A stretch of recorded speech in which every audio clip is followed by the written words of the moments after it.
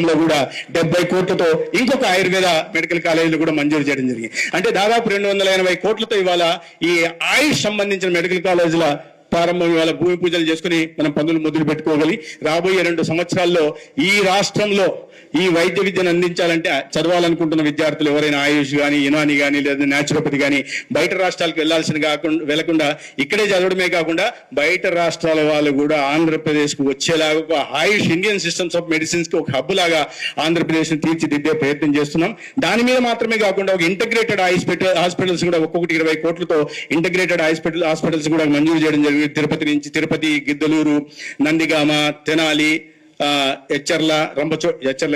టెక్కలి, రంపచోడవరంలో ఒక్కొక్కటి 20 కోట్లతో ఒక ఇంటిగ్రేటెడ్ ఆయుష్ హాస్పిటల్ కూడా మంజూరు చేశాం.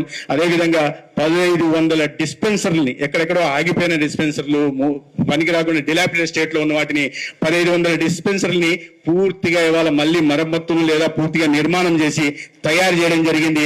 1 నెల రోజుల్లో కేంద్ర ఆయుష్ శాఖ మంత్రి రాష్ట్రానికి రాబోతున్నారు. ఆయన గౌరవ ముఖ్యమంత్రి గారు సమయం ఇచ్చిన తర్వాత వీటినన్నింటినీ ఒకటేసారి 350 కోట్లతో ఏవైతే ఆయుష్ సంస్థలకు సంబంధించిన పనులు జరుగుతున్నాయి వీటన్నింటికి భూమి పూజ చేయడం, పూర్తయిన వాటిని ప్రారంభించుకునే దిశగా దీని ప్రధాన ఉద్దేశం ఒకటే. మళ్ళీ చెప్తున్నా, అనారోగ్యం బారిన పడిన తర్వాత కాపాడుకునే ప్రయత్నం చేయకుండా ఒక సామెత ఉంది, చేతులు కాలిన తర్వాత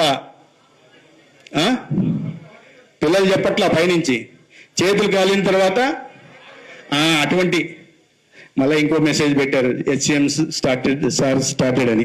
కాబట్టి అటువంటి లేకుండా ఆరోగ్య వ్యవస్థను కాపాడుకునే దిశగా ఒకవేళ తన రాష్ట్రంలో ఉంటున్న వాళ్ళందరినీ తమ కుటుంబ సభ్యులుగా భావించి ఇవాళ ఇటువంటి వ్యవస్థలు నిర్మిస్తున్న ఒక సంజీవిని